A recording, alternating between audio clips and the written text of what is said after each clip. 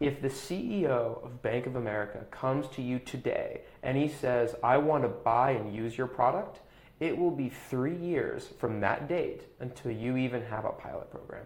3 years. Now, when it comes to startup runways, 3 years is a long time. Silicon Valley, a place where passionate entrepreneurs and savvy investors have created more wealth and innovation than ever before seen on this planet. There's so much mythology surrounding this tiny yet influential place that it can be hard to tell fiction from fact. I'm George Soto, and this is Startups Unedited.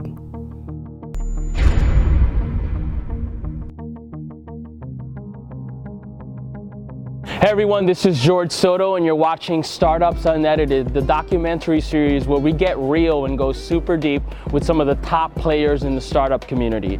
In this episode, we interview Matt Hubert, who's CEO at Bitmatica, to really find out what it's like to run one of the most innovative software development shops in Silicon Valley.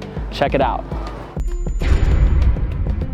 Matt Hubert, my good buddy, we've started companies together, we've cried, we've sang, we've played guitar together. How are you? Thanks for doing this today. Doing well, thank you so much. Yeah, no problem. By the way, this place is fantastic. So we're at WeWork Transmay here in San Francisco. This is the best one. We like it. I don't think we're going to be leaving. Good. Well, I'm going to crash here. That's true. Yeah, I think they're going to have to wheel us out of here if they want us to leave. Well, you don't mind if I do crash, right? Oh yeah. We have a pull-out couch. Cool. Yeah. Awesome. Well, we've been conducting this documentary. We've been interviewing investors and founders and others in the startup ecosystem here in Silicon Valley in an effort to really kind of tell the real story and bring light to what it's really like being here in the middle of innovation and the mecca of innovation. And you're one of the individuals that I respect tremendously. You are not only doing product development and engineering on behalf of so many great companies here, startups all the way up to larger corporations, but you're from the area, which is, you're like a real San Franciscan. Appreciate that. Why don't you tell just folks a little bit about your professional background? How'd you get involved with startups and entrepreneurship? And I know that started at a very young age for you. Yeah. It started selling my parents' paintings that I would make and selling my brother's toys back to him. Like all good siblings. The first company I started was called Clavio. It was a two-factor authentication company selling software security to banks. And one of the things that I learned selling software is from some buddies in university, and we started that with a professor there. We learned pretty quickly after we won a bunch of awards, got flown all around the world, big banking conferences. We had customers sign up, pay us money, never use the product. And we learned that selling to banks is hard, and that doesn't come to a surprise to many people. But when you're young, just out of college, trying to make it happen, it seems so easy, and you realize it's not as easy as you think. And for the folks who don't know what two-factor authentication is, what does that actually mean in layman terms? Yeah, so this was a few years ago before even two-factor authentication was a big thing in the United States. It was really popular in Europe. But it's basically when you have your phone and you go to log into your bank account and you get an SMS on your phone and you type that code into your computer, it makes your account safe. So if anyone were to hack your password, you have a second device that can protect your account from being hacked. So this is the technology that we use every day now, right? For the most part. Why didn't people adopt it at that time? I think there are two reasons. The first is I think we were actually a little too early, to be honest. If we had started a year later, I think it would have been a lot easier for us to get adoption, because one of the biggest challenges that we faced, it wasn't just we have the best two-factor authentication solution, but it was you should use two-factor authentication at all. Many people thought, I don't even need this. Why would I spend money on this? And it's not now today, after Target has been hacked and everyone's been hacked, and now people get it. They get the fact that they need this. And so it's not a question of do I need it? It's a question of who should I purchase to install? So I think that was a big challenge for us, number one. Number two is, and I'll always remember an investor told us this when we were sitting down, and he said, if the CEO of Bank of America comes to you today and he says, I want to buy and use your product, it will be 3 years from that date until you even have a pilot program. 3 years. Now, when it comes to startup runways, 3 years is a long time, and we didn't have 3 years. So our big mistake was selling to banks. We should have been selling to startups, to smaller companies, people who we could get traction and revenue early, and then focus on larger, more enterprise clients down the road.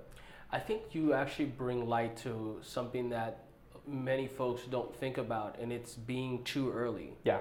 Right? And yes, it's visionary, but what does it matter if you, don't have the runway, as you mentioned, or the ability to be in business for 3 to 5 years before anyone would actually adopt this technology, right? Or B, you don't have the the adoption in the market, right? And I think that's something that sometimes we don't actually think about. Yeah. Maybe you can uncover that a little bit, or unwrap that rather, and how you see that just manifesting itself in the community in general. Yeah, I think you have to be really careful about what you're doing and what you're building, and who's going to be using it, and to make sure you are in the right place at the right time. I knew actually the ex-CEO of Monster.com, and I remember sitting in a room with him with a bunch of different people, and he kept quizzing us on what is the secret to success. The secret to success. This guy had made billions of dollars, and his response, like many people's, is timing. It's all about timing. And I think a really good example of that today is VR, which is, it's almost there. So virtual reality. Virtual reality. It's almost there, and when you're Facebook, when you have the resources and runway of Facebook, you can take something that's nascent and you can make it mainstream. If you're a startup right now, and I've mentored other actually VR startups that are trying to get into the VR space, it's hard. I would wait a little bit, because most people don't have VR headsets in their homes. They will, and I think VR down the road will become the next big, movie theaters are going to go away. TVs are going to go away eventually, I think, in our lifetimes. They're going to be replaced with VR. So I'm bullish on the concept, but it takes time. It takes some time. Yeah. So why do you see companies like Oculus get bought by Facebook? Right, when they get bought, like 3 years ago or something? Yeah, it was a while, and they had no product, they had nothing, they just had research, and they had a bunch of very talented people. But I think when you're Facebook, and when you have the money that Facebook does, you can see a bunch of talented people with an idea that can be the next big thing in 5+ years, and if you have the money to support that, then I think you can become the thought leader in that space. The same could be said for self-driving cars, which are finally becoming very, very mainstream now, but they weren't 2 years ago. But Google had the money and the resources to be able to pioneer that. But as a small startup, that's not something, unless you are backed by very, very large investors with massive amounts of money, it's hard to make any traction and stay alive in that area. Well, I just almost thought that, at least from my perspective, that Google was mapping out space with Google Maps and all that stuff, and then it was just a matter of time where they would actually be able to deploy something like autonomous vehicles. Sure. Yeah. Well, that was the big thing. So the history of Google Maps and that whole thing is actually very interesting. Originally, Google was they compiled data, and they still do to some extent, compiled data from all of the different map providers. So TeleAtlas and Navtech and a bunch of different geo providers. And they realized that being beholden to these third parties was actually going to be a serious issue for them, because they're a core product for them is going to rely on third-party data and third-party licensing agreements. That is not, it's a very dangerous business model. So they happen to have a lot of money at the time, which is always a very helpful ace in your pocket. They decided to put a big fleet of cars on the road. And they said, we need our own map data. And not only do we need our own map data, we need the best frickin' map data that anyone can get. And the best way to do that is to map it yourself and to put cars on the road and do it. And that map data is now what's powering the next generation of self-driving cars. And it wasn't without that decision 10 years ago that they could even do this today. But that is the same decision came out of Amazon with cloud computing. Most people give Amazon credit for making cloud computing a thing. And the way that happened was Jeff Bezos, at an all-hands meeting, said to all of his employees, starting today, every single Amazon service or every single Amazon component needs to be a service, and everything needs to be interoperable via API calls, which is sort of a technical jargon for computers need to be able to talk together as little services and not one big thing. And people gave him a lot of crap for it, and it was a lot of work. But that became Amazon AWS, which became the cloud. Just from that one decision, that was maybe not 10 years ago, but quite a number of years ago. Well, tell us a little bit about your company, Bitmatica. What is first of all, what do you guys do? Yeah. For everyone who doesn't know, and what's your engineering and product philosophy? Because I know that's one of the things that makes you guys so successful and work with some very, very incredible companies out there. Yeah. We're Bitmatica. We are a design and dev consultancy, dev shop. We sit down with entrepreneurs, anyone from entrepreneurs to massive Fortune 500 corporations, and we build products for them, web and mobile products. So people come to us with an idea. It's, I want to build the next Facebook, or I want to build an internal application to help my business run more effectively. Whatever it is, they come to us with those ideas, and we're a team of product design and engineering that takes that idea and makes it a reality. So that's kind of what we do, and we've worked with companies all around the world building things from 3D printing to pharmacogenomics to social apps, pretty much everything in between. So it's a lot of fun building products. We're like a startup in a box in a way. People come with the idea, and out comes the product. And I know there are quite a few organizations that have similar business models. Absolutely. But you guys have been able to become one of the top firms in Silicon Valley because of your philosophies. Tell us a little bit about how you actually do this. Yeah, I think the biggest thing that we really tried to do is we try to be a partner in understanding what your business does, and we really put forward a massive effort to talk to your users, to talk to the business problems that you're trying to solve, and not just the engineering or design challenges. So when someone comes to us, we want them to say something like, I struggle with a product that we worked on was, I struggle managing my day-to-day leads as a salesperson. And how we solve that problem, we can solve it in 1,000 ways. And other firms will ask for a really detailed specification on how they want that problem solved. We just ask for the problem. Tell us what keeps you up at night. Tell us what drives you crazy. Or if you're building a new product, tell us why you're building this new product. And what you're trying to solve and who's going to use that. And we will sit down, we will talk to your users. We have a very, very thorough design and wireframing iteration before we get into any code. So we want you to understand exactly what we're building, that users can understand what they're going to be using before we do anything. And it just results in more successful products down the road. People just are happier to use products that are built with them in mind.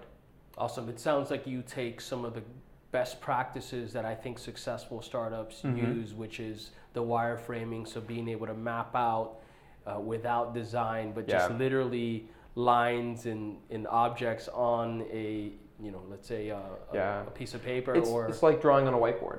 It's really just like drawing on a whiteboard on a screen, but it's really important if someone comes to us with a problem, for them to understand what they're getting at the end of the day. Because when you buy a car, you can test drive the car, and you know what the car is gonna look like, and you know how it's gonna drive. When you're asking for a custom product that's never been built before, you kind of have no idea what you're getting.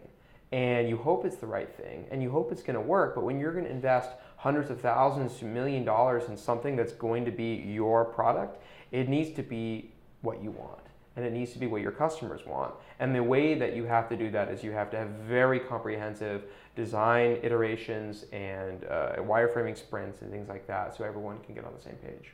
Let's talk a little bit about what it means to be a startup founder here in Silicon Valley. I know there are all these sort of misconceptions of what the reality is. We've been talking to founders and investors, for a while now about this topic, and you see the Mark Zuckerbergs of the world, you see the Steve Jobs of the world, but what does it really mean to launch a startup from zero? It's hard. It's very hard, and I think the first thing that if anyone who's not here and not doing it can take away from this is it is not glamorous. Everyone thinks it's glamorous with HBO, Silicon Valley. Well, that's kind of glamorous. It's a good show. There was Bravo's Silicon Valley. That was something. And I have no comment on that. probably best. And a lot of it in the magazines, right? The Forbes and all the celebrities. I mean, geez, you have Ashton Kutcher investing in startups here.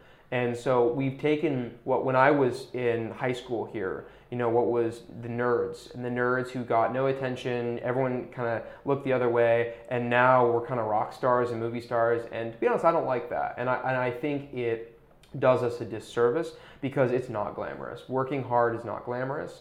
Having to fire people because you can't make payroll, there's nothing more unglamorous about that. That sucks. And it's just as hard as it is long, and it's something that if you want to be an entrepreneur, you have to want it, and you have to want the good things. The reason I do what I do, and I'll be real, I could probably make a hell of a lot more money working for Facebook or Google or something like that, but I do it for the highs, and I also do it for the lows. And one of the things that you learn is when you're the captain of your own ship, when everything is successful and when everything's going really, really well, you can look at yourself in the mirror and you can say, I did this with my team, of course, but we did this together.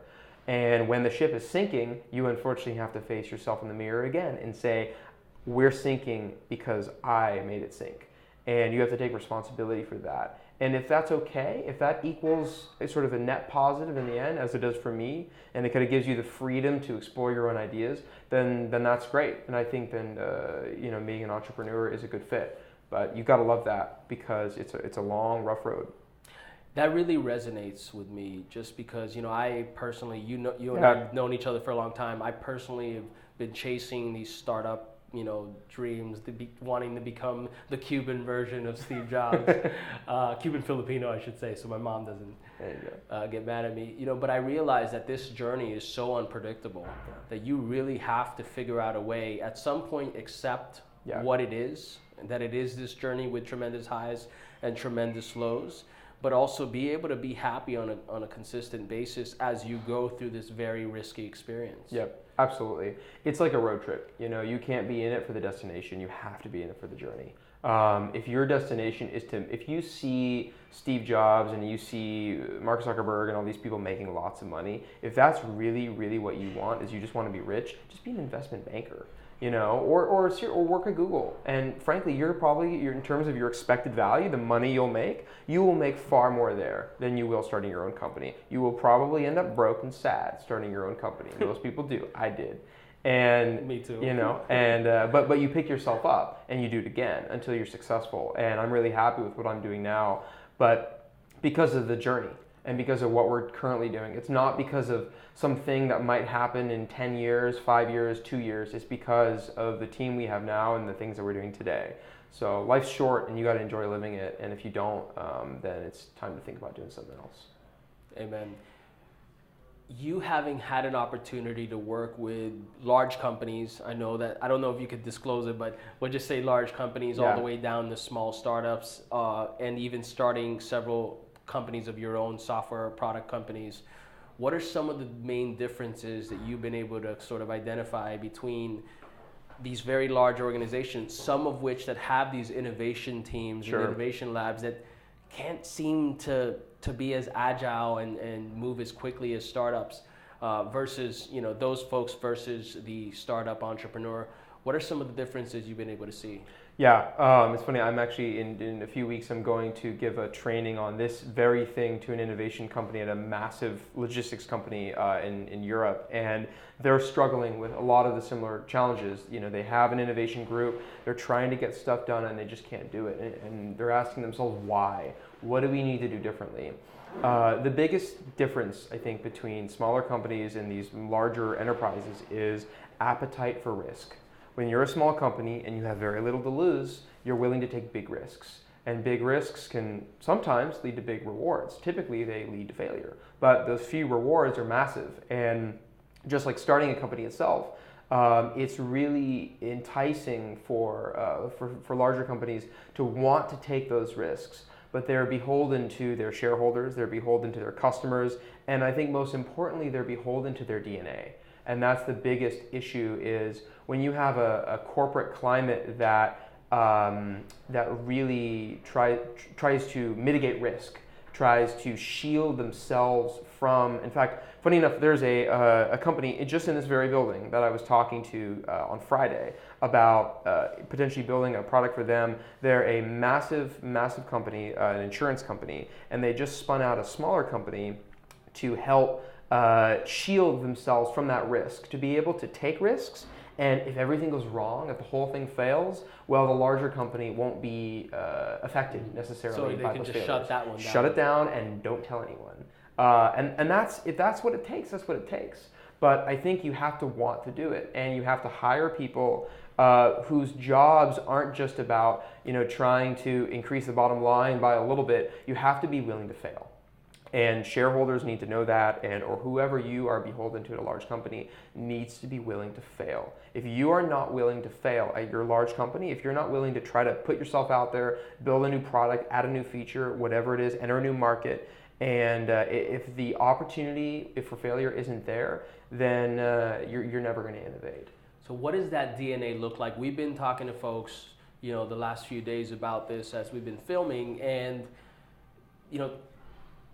Tomas, we've like the one of the key components or key themes has been team. Yeah. What does that DNA look like? Like, what does that team member look like that's not gonna just bail when things get tough and go and get a big job? Yeah.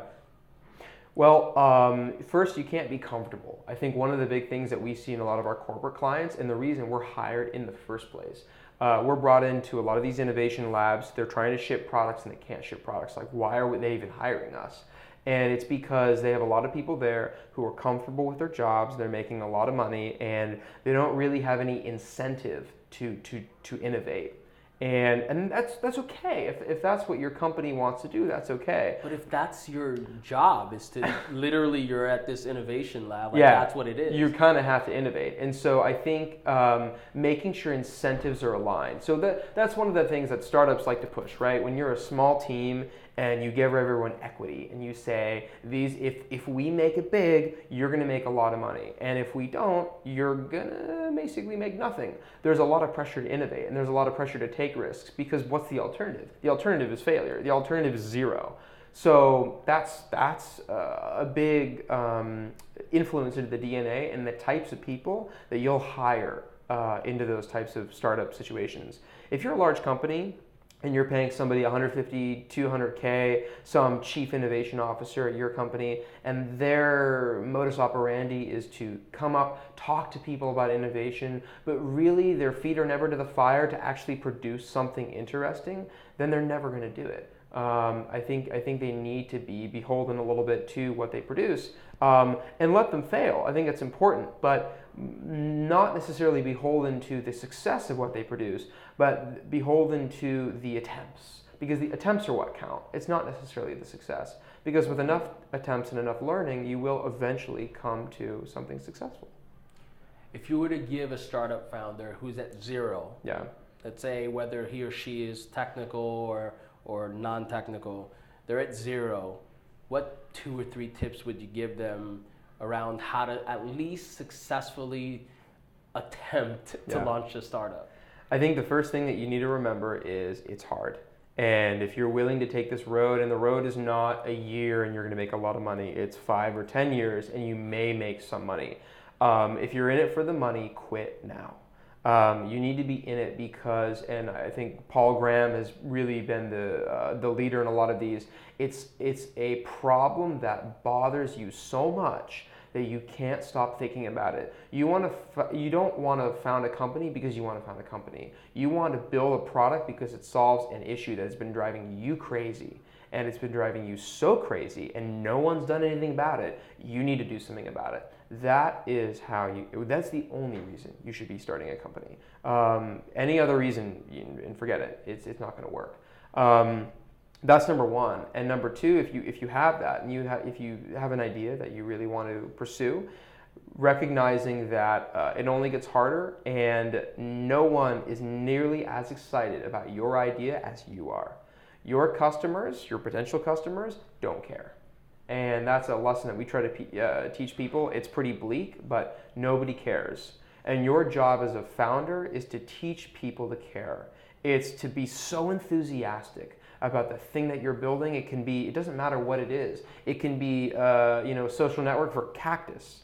But if you're gonna sell that, you need to teach people why cacti are the most important plants out there, and why you should be using the social network right now.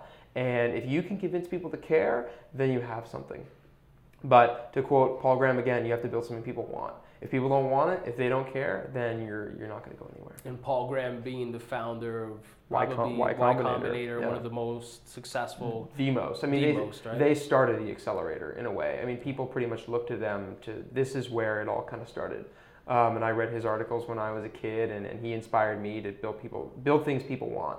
And I think we don't quite realize how many things people don't want. We think, oh yeah, it's going to be a slam dunk. Who doesn't want to message their friends, the next messaging app? But man, it's so hard to build something that people truly, really, really, really want. And take your vision and refine it to something that people are going to get very excited about. And by the way, you don't need a product for that. You don't need to write a single line of code. All you need is a piece of paper, a pen, and a lot of late nights calling people and talking to customers. That's what you should be doing. And if you can get 100 people so excited about your product that they'll sign up the first day, then you have something. But I mean, there's nothing more powerful than going up to somebody and say, hey, let me show you this, and them saying, it's all right. And that's painful. It's painful, yeah. But you got to deal with it. Matt Hubert, thank you so much. If yeah. folks want to follow you on Twitter, what's your handle and what's the best way to get in touch with you? It's Acclimat, and you can reach me you can go to bitmatica.com or at Team Bitmatica and contact me that way as well. Cool. Yeah. Thanks so much. Great. Thank you so much. It's really hard, right, to do this job of building a company. It is a lot of ups and a lot of downs, right? And you have to be able to ride that wave and come out the other side still ready to fight. I've got hopes in different area codes. Area codes. That's how we warm up. Is that good audio?